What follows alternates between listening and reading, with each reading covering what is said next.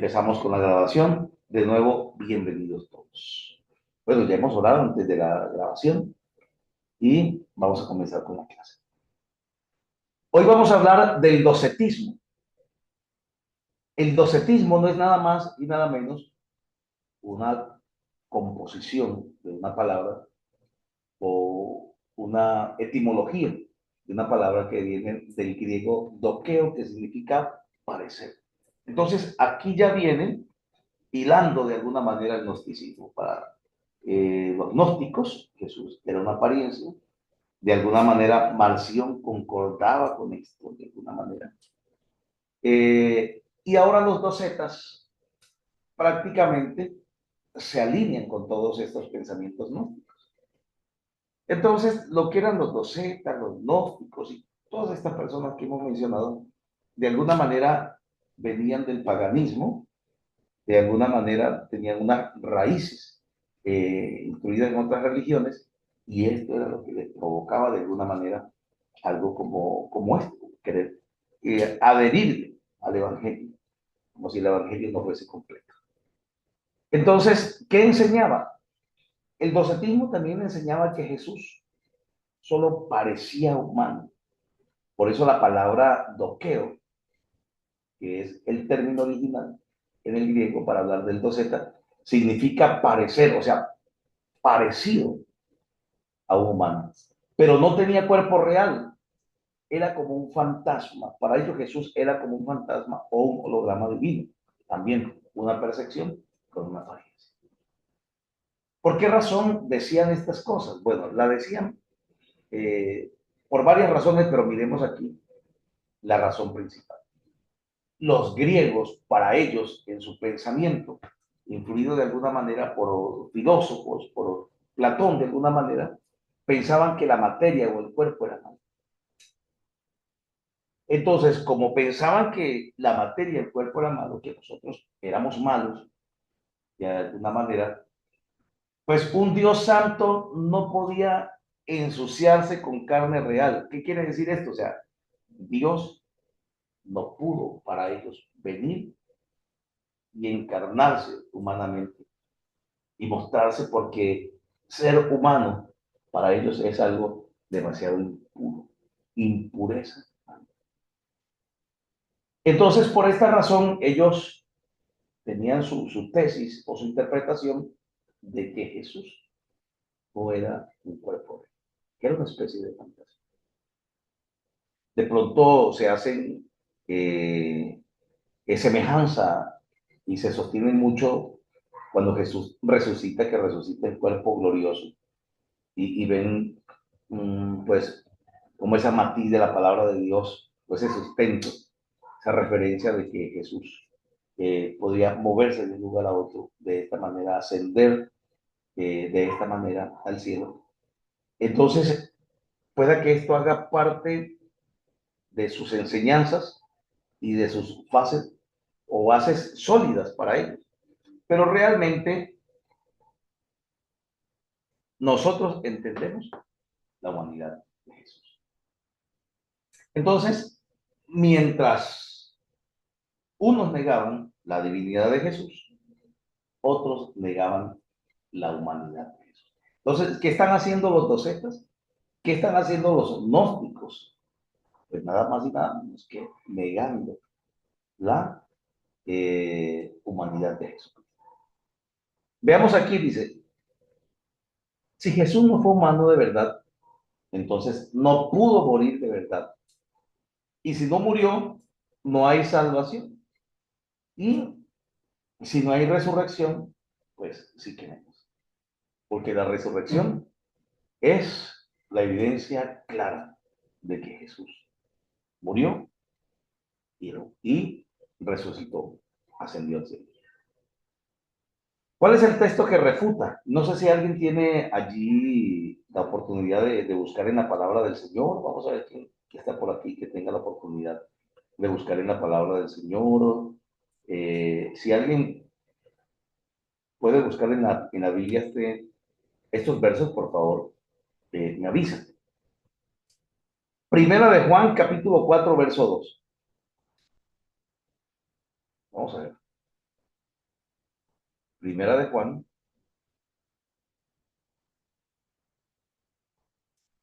Amén, pastor. ¿Tiene allí, hermana Aida? Sí, señor. ¿Ya lo encontraste? Primera de Juan 4:2. Sí, señora. ¿Qué nos dice? En esto conoced el Espíritu de Dios. Todo espíritu que confiesa que Jesucristo ha venido en carne es de Dios. Perfecto. Siga. ¿Qué más dice mi hermano? Y todo espíritu que no confiesa que Jesucristo ha venido en carne no es de Dios. Y este es el espíritu del anticristo, el cual vosotros habéis oído que viene y que ahora ya está en el mundo. Perfecto. Hijitos, ¿sigo? Siga, siga, siga, hermano, siga. Hijitos, vosotros sois de Dios y los habéis vencido, porque mayor es el que está en vosotros que el que está en el mundo. Ellos, Perfecto. Gracias, sierva de ellos, Dios. ya, bueno, Gracias. Entonces, aquí está y está escrito. Pero si vamos a San Juan capítulo 1, verso 14, vamos a encontrar esta frase que dice, el verbo, y el verbo se hizo carne. Entonces, definitivamente los gnósticos y los docetas, de alguna manera, Marción sí estaba anclado en ciertas inclinaciones a esta doctrina, pues claramente aquí se ha refutado. Vamos a ver entonces, como segundo, el arrianismo. El arrianismo. Mire que la mayoría de estas herejías tienen nombres de sus fundadores. Arrios, ¿quién era Arrios?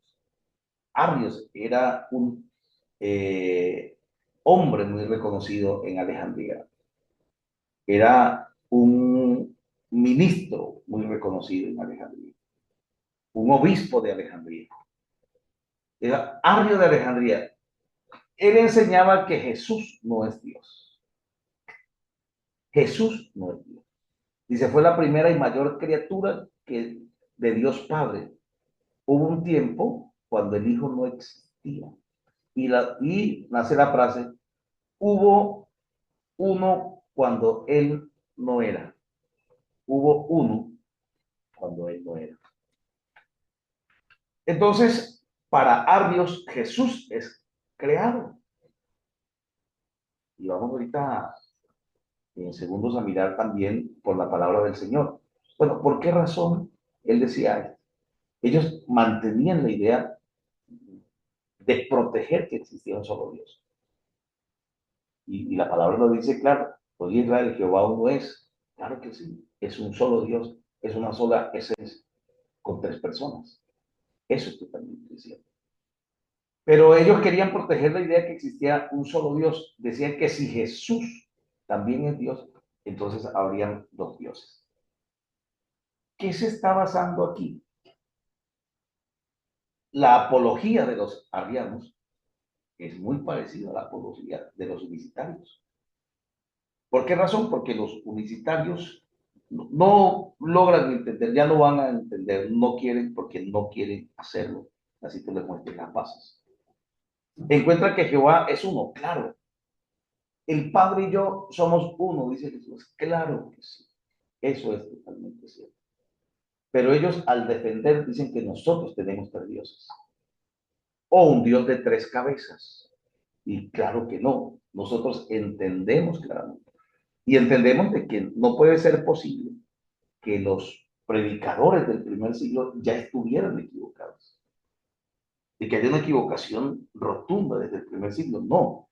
Esto aparece más adelante en la doctrina de la unicidad y aparece nada más y nada menos por alguien que abandona la Trinidad. Entonces, ¿qué pasa? Dice, el problema es que si Jesús es creado, no es infinito, no es eterno, porque una cosa es ser inmortal y otra eterno, ya lo conocemos. Entonces, no sería infinito. Y no puede salvarnos del pecado infinito contra Dios. Esto lo que hace es negar la deidad de Cristo. Nada más y nada menos. Negar la deidad de Cristo. Y esto es lo que quiero que tengamos presente. Entonces, y el verbo era Dios, dice la palabra del Señor. Y el verbo se hizo carne, dice la palabra del Señor, claramente. aquí refuta y enseña que Jesús es Dios. Hermana Aida, si puedes buscar por favor San Juan capítulo 1, verso 1. ¿Quién más me podría ayudar a buscar una cita bíblica de los presentes? Vamos a ver si alguien más me puede ayudar con otra cita bíblica. San Juan 1:1, hermana Aida. Sí, señor. Perfecto, vamos a ver. Dice, en el principio era el verbo y el verbo era con Dios y el verbo era Dios. Perfecto, un momentico, hermana Aida. Sí, señor. Vamos a leerlo más despacio. Despacio. No, no, no, lo hiciste bien, sino que quiero interrumpirte Sí, sí, ajá. por un Sí. momentico, ¿vale? ¿Ya? Sí, por favor. En el principio era el verbo Perfecto. En el principio era el verbo. Listo. ¿Vamos? y el verbo era con Dios. Y el verbo era con Dios. Dios. Y el verbo era con Dios. Y el verbo era Dios. Y el verbo era Dios. Y el verbo era Dios. ¿Quién es el verbo? Cristo. Y el verbo era Dios. Aquí entendemos claramente, Jesús es Dios. Vamos a Colosenses capítulo 1, versos 16 y 17. Pero voy a leerlo aquí rapidito.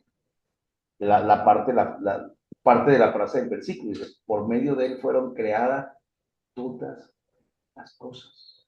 Pero anterior a este verso, habla de que Jesús es primogénito de toda salvación. Y es donde aquí, donde ellos creen que la palabra primogénito es por ser creado de primero, como el hijo mayor. Pero no solamente la palabra primogénito significa primero, también la palabra primogénito significa autoridad. Autoridad. Y dice aquí claramente, por medio de él fueron creadas todas las cosas. No, no es que Jesús fue creado y después por medio de él se creó el resto. No, porque él tuvo la autoridad en la creación y por medio de él el Padre creó todo. Entonces, ¿cómo Arrios podría decir que Jesús no era Dios? Pero él quería defender. Miren lo que entra las personas aún conocedoras de la palabra de Dios. Es que esto es bastante peligroso. Mira, el estudiar teología puede ser una espada de dos filos también. Puede ser un cuchillo de dos filos. Porque muchas veces el estudiar teología hace que la gente investigue, y eso está muy bien. Pero hay personas que investigan sin responsabilidad y tienen patrones de pensamientos infundados que quieren defender y buscan la manera de defenderlo sin importar que estén desviados. Entonces, ¿qué es lo que nosotros debemos hacer? No permitir que nos desviemos, porque ya conocemos la historia. Miren, ya sabemos que grandes hombres de Dios de alguna manera empezaron a apartarse. Aquí tenemos a Arrios, tenemos a Montano, y más adelante vamos a ver a Saverio, que también Saverio inventa, malinterpreta un resto de fundamentos cristológicos y lo que hace es establecer una herejía. Entonces, Arrios enseñaba que Jesús no era Dios, enseñaba entonces que fue la primera criatura creada. Hebreo nos habla, 1:3 nos habla del resplandor de su gloria. Para esto, ya en el 325 ya estaba Constantino tomando las riendas, desde el 323, con el edicto de Milán, el edicto de libertad religiosa para que el tiempo del imperio. Pero en el 325 después de Cristo sale Dios es luz, luz de Dios, Dios verdadero, de Dios verdadero engendrado. El concilio de Nicea se citan todos los ministros, los obispos, las personas de autoridad teológica, y se discute la posición de Arios para acabar con la herejía del arrianismo, y se llega al consenso a través de la Biblia que Jesús es. Entonces, este concilio realmente lo que se hace en la preocupación Constantino, porque estaba suelto todo. Por aquí uno diciendo Jesús no es Dios, por aquí uno diciendo Jesús era apariencia, por aquí diciendo otro Jesús, y eso mismo no es humano. Y mientras los gnósticos y los docetas refutaban la humanidad de Jesús, entonces Arios estaba refutando la divinidad de Jesús. Había lo que sabemos unas pugnas teológicas, unas controversias teológicas, unos engaños teológicos muy fuertes, unas posiciones espurias, falsas acerca de Cristo, y se tuvo que hacer algo. Y de ahí nace este concilio de Nicea. Y es allí donde definitivamente se deja muy claro por la palabra del Señor que Jesús es Dios. ¿Qué les parece, mis estimados estudiantes? ¿Alguna pregunta hasta dónde vamos? No sé si alguien tiene un comentario y quiere hacer alguna pregunta hasta dónde vamos. ¿Qué dice la sierva de Dios? Rubí, Paola, Carolina, la hermana Ruth, vamos a ver quién más está por aquí conectadito hoy. Daisy, ¿alguna pregunta? Entonces, para este tiempo vamos a encontrar personas o religiones con bases gnósticas. Vamos a encontrar religiones con bases arrianas, por ejemplo. Los testigos de Jehová hablan que Jesús es creado.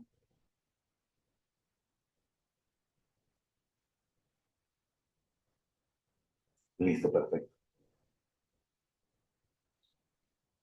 No sé si Carolina tiene alguna pregunta. Esto es lo que estamos dejando claro para que hoy, cuando muchas personas estén tratando de tomar otros rumbos, sepan que ya existió.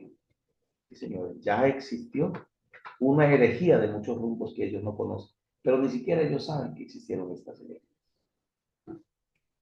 Viene algo que se llama el sabelianismo, que está ligado al modalismo, ya en el siglo III.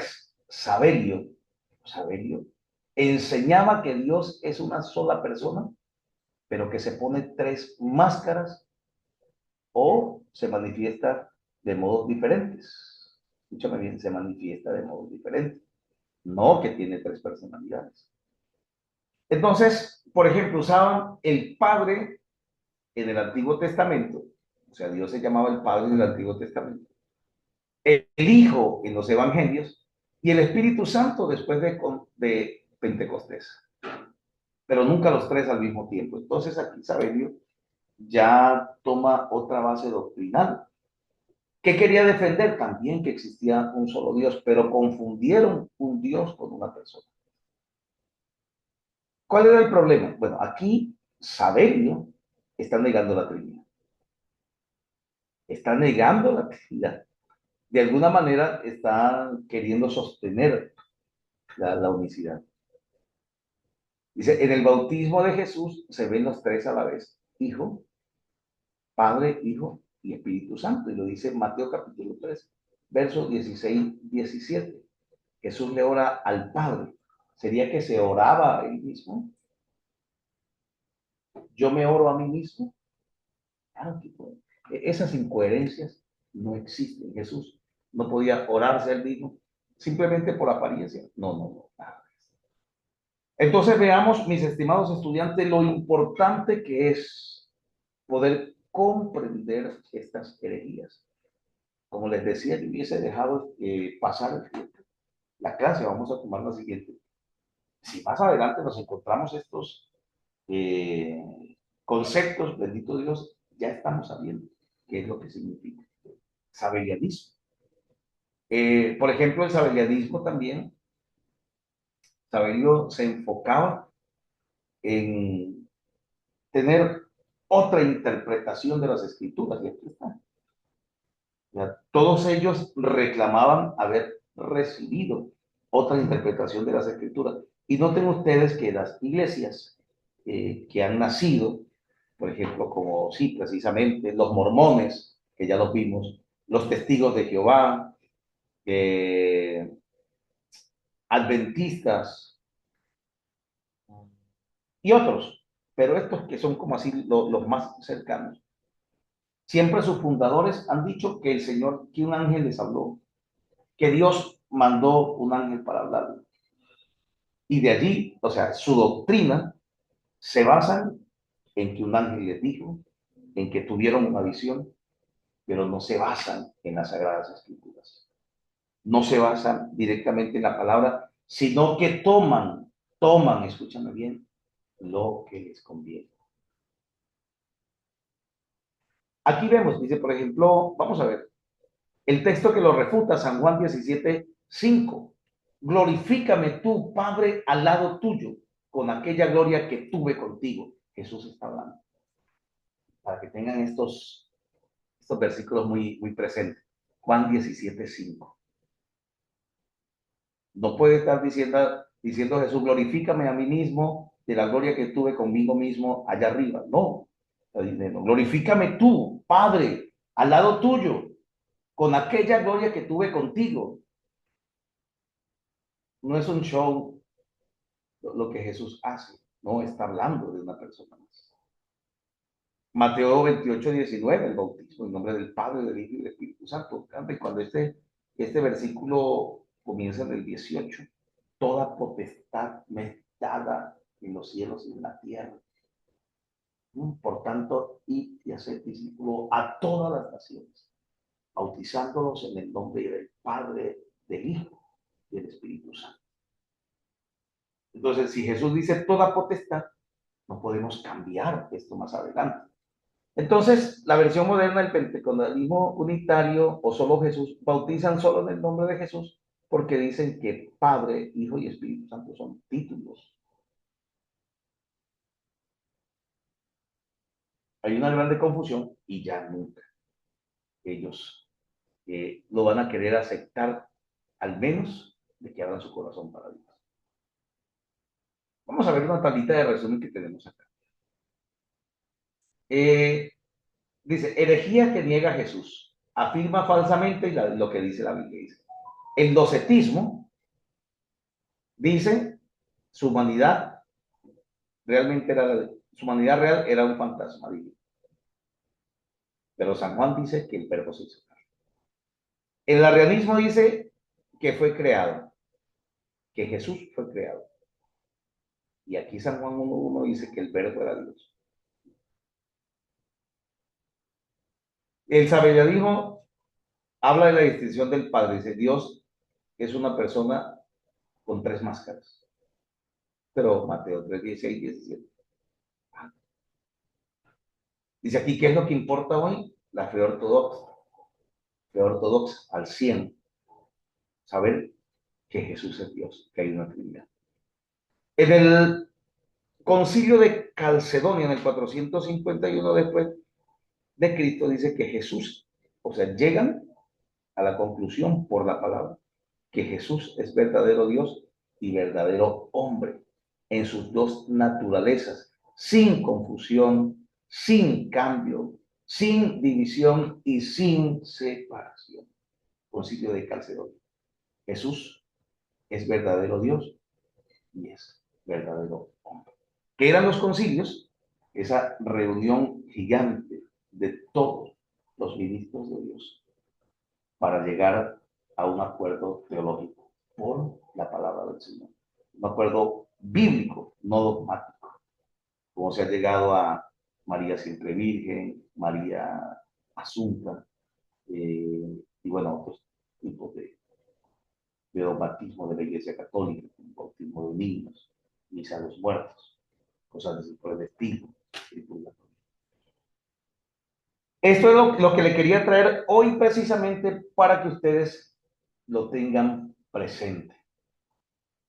No sé si hay alguna pregunta frente a las herejías que vimos hoy. Yo sé que más de uno está ocupadito, conectado desde su trabajo, eso yo lo entiendo claramente. Amén, pastor. Mi Cuéntame, pastor Aarón. bendiciones, mi Amén, pastor. amén. Pastor, mire que ese tema de los unicitarios que su merced mencionaba acerca de que ellos dicen que el Espíritu Santo y que Dios Padre son títulos, ¿sí? ¿Sí es así? Sí, Ese tema, pastor, yo todavía no lo puedo, digamos, como asimilar como tal. Porque es que como, nosotros, como ellos lo asimilan. sí, exacto, pastor, porque mira, nosotros en un momento fuimos a una iglesia, ellos se llaman apostólicos, ¿sí? Ahí en Estados Unidos, los apostólicos. Esa es una iglesia grandísima, tiene Y mucha son gente. unicitarios. Pastor, ellos son unicitarios y las hermanas usan el velito en la cabeza, ¿sí? El velito en la cabeza. Pero pastor, digamos, escuchando al pastor de allá predicar, escuchando el grupo de alabanza, o sea, nosotros podemos decir que sentíamos al Señor allá y que el Señor nos ministró, o sea, a través de la alabanza, la predicación. Entonces, como que a mí no. Y cuando bautizan, obviamente ellos bautizan en el nombre, ¿sí? Así le dicen, en el nombre, bautizan en el nombre. Entonces, pastor, yo creo que, digamos, en esos temas, así es, a Dios es el que le corresponderá juzgar los corazones de cada uno de ellos, de nosotros, de hecho, porque, digamos, uno puede ver el cambio de vida que algunos, no todos, ¿sí? Que muchos Sí, pueden tener en ese tipo, digamos, de doctrinas, de iglesias. Y en cuanto a los otros temas, pastor, de verdad que estamos en tiempos peligrosos eh, donde se ven tantísimas doctrinas, o sea, de por Dios. O sea, hoy en día, mi pastor, cada persona puede arreglar el evangelio y la palabra a su manera, ¿sí? falsos maestros. Justificando sus pecados, justificando sus errores. O sea, uno queda asombrado. Si estamos viviendo tiempos muy, pero muy peligrosos y que el Señor nos ayude para nosotros guardar realmente la palabra y no dejarnos corromper de acuerdo a nuestras propias conveniencias. Sí, eso es muy delicado, pastor. Yo conozco, digamos, a un pastor que era bastante estricto, o sea, se pasaba de Sí, estricto, de religioso, de esos pastores que en las calles mandaba a todo el mundo al infierno y todo era pecado, usar pantalón, bueno, todo era pecado, pero cuando se descubrió la olla era el más adúltero del pueblo, ¿sí? O sea, tenía a sus amantes en la iglesia, se iba a los burdeles, bueno, eso se descubrió. Él estuvo como un tiempo de supuesta disciplina y ahorita abrió su propio concilio, ¿sí? Y lo sigue la gente, o sea, la gente lo sigue y ahorita está en proceso de divorcio con su esposa porque se va a casar con la muchachita que era su amante, ¿sí? Y entonces la doctrina es que no se pueden poner pantalones, que no pueden usar aretes, que no se pueden maquillar. Pero entonces él sí, o sea, en su moral, o sea, su estado moral no es el mejor, pastor. Entonces, ¿a qué voy con esto? A que el Señor nos guarde y que realmente nosotros amemos a Dios y no seamos ese tipo de personas religiosas y que nos dé la sabiduría para nosotros instruir a la iglesia, a los hermanos. Gracias, pastor. Ese era como mi aporte. Gracias. buenísimo, me gustó mucho y voy a retomarlo, así como tratar de tomar el pie de apoyo que nos da con su comentario. Es cierto, a nosotros no nos corresponde juzgar, le corresponde a Dios, totalmente cierto. Entiendo claramente de que en todos los lugares hay gente que está buscando a Dios de corazón, sin importar muchas veces si es trinitario, católico, unitario. Hay personas que están buscando a Dios de todo corazón. Y también yo creo que de todos los lugares también saldrá la iglesia del Señor. Porque Dios que conoce sabrá cómo hacerlo, ¿no? Ahora sí, el que esté desviado totalmente, pues bendito sea el Señor, no hay cómo.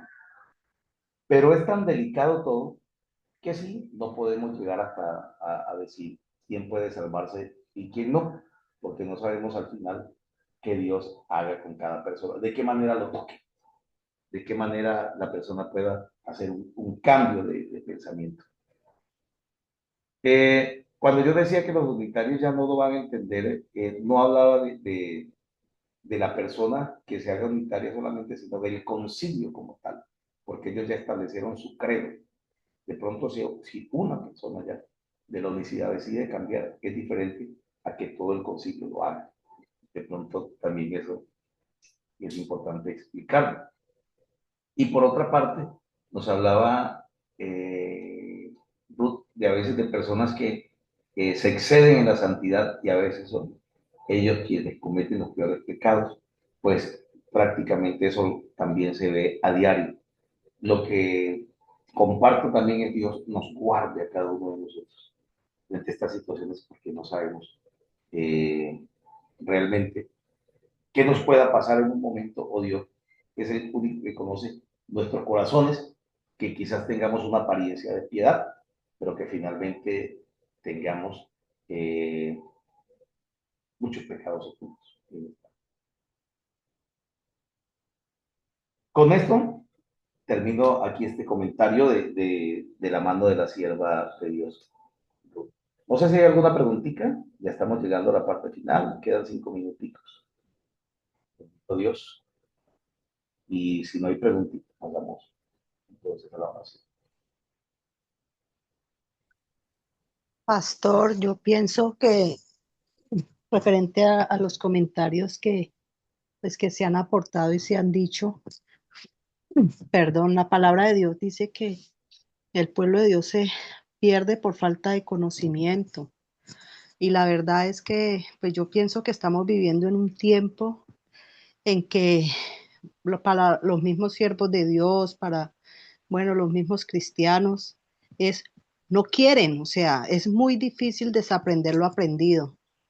O sea, yo escuchaba y es ese terror del que muchos hablan de, o sea, del no a la teología, o sea, del no a la teología y no, o sea, yo me salvé así, el Espíritu Santo me tocó en mi tiempo así y así yo cambié y yo no puedo negarme, o sea, hacerle fiel a ese suceso, ¿no? Y no, o sea, es un terror a la teología y el mismo hablar uno de pronto de algo como dice mi esposo muchas veces, la teología cristocéntrica, la teología bíblica, y así sea directamente bíblica, pastor, o sea, no, por nada uno pasa a ser hereje, por nada uno pasa, uy, no, que, o sea, ¿qué es lo que pasa? O, ¿sí? Entonces es eso, o sea, la gente está negada, pastora, verdaderamente llegar a un conocimiento exacto de la verdad, como dice Juan 17:3. O sea, es el conocimiento de Cristo y de el único Dios verdadero, de Dios. O sea, es un conocimiento. O sea, la gente no quiere, sino seguir apegada pues a eso, ¿no? Sin desmeritar las experiencias que en su momento haya tenido con el Espíritu Santo, pero es quedarse arraigado en eso, no más. Así lo aprendí y con eso me quedo y de eso, o sea, con eso se quedan, no más. Sí, señora. Y está muy bueno ese comentario, Aida, porque usted no sabe como pastor, también iglesias, cómo me tocó confrontar personas y tener oposición por todo el tiempo que inmediatamente me bajaba de predicar, ya tenía comentarios. Tenía comentarios. Y comentarios fuertes, comentarios fuertes. Y gente que me llegó a decir, no, es que usted no va a pervertir la doctrina. Y yo, ¿cómo así? Si usted no va a pervertir la doctrina, usted no va a decir que la sangre de Cristo, que yo no me puedo cubrir con la sangre de Cristo. Digo yo, no, no, yo no lo digo. Eh, lo que digo es que no está en la Biblia. Sí, pero yo me he cubierto con la sangre de Cristo y no me ha pasado nada. Cuando no le discuto eso, pero yo no lo veo bíblicamente estable.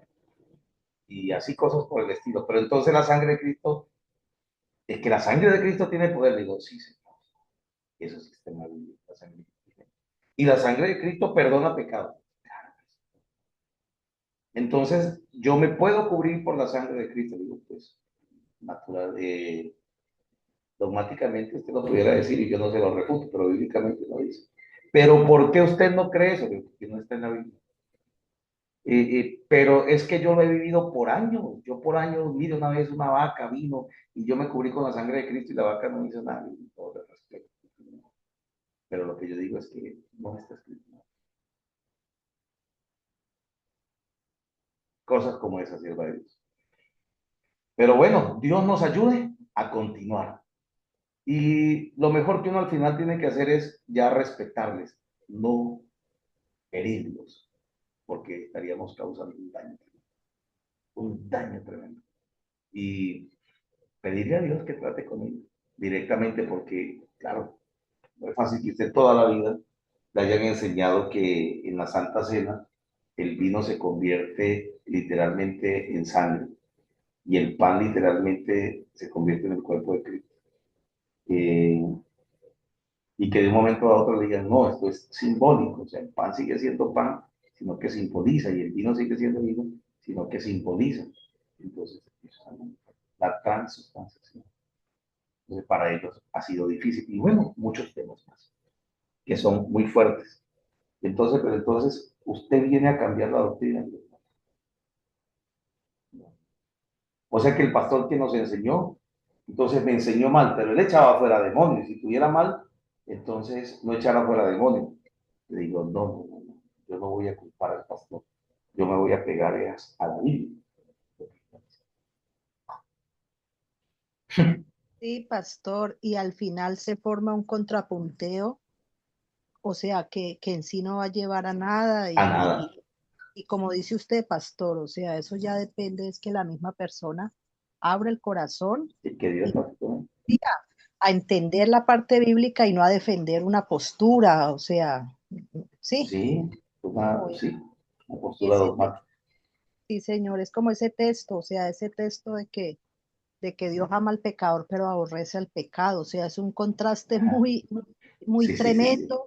Que uno se pone a hablar y a decir y a hablar con él, y no, o sea, no, no, Claro, no, es claro difícil. que.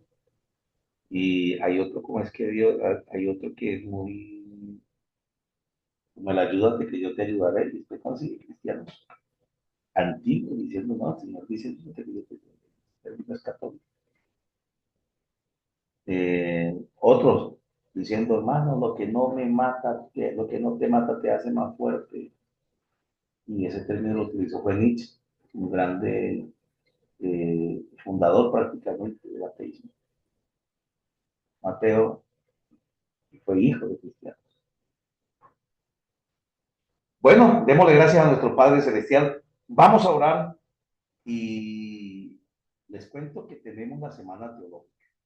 Lunes, martes y miércoles estaremos a las 7 de la noche en la semana teológica.